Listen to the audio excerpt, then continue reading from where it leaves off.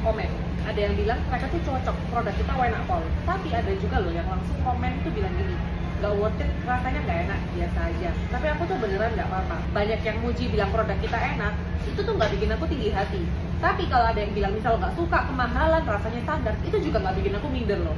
Ya karena aku tahu ya, kita tuh kan gak bisa nyenengin setiap orang kan.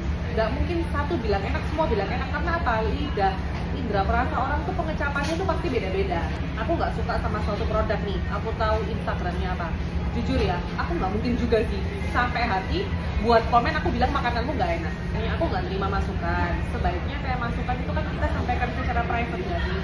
Jadi buat apa kita menjatuhkan orang dengan sengaja komen biar dibaca orang lain? Padahal siapa tahu dia nggak cocok, orang lain cocok kan? Jadi nggak jadi beli karena baca komen dia, karena takut nyoba. Betul. Tapi aku baca gitu aku beneran juga nggak marah kok. Karena memang mindsetku aku udah tahu lidah orang, preferensi orang tuh beda-beda. Cuma kadang aku menyayangkan aja. Buat apa sih jelek-jelekin produk orang lain?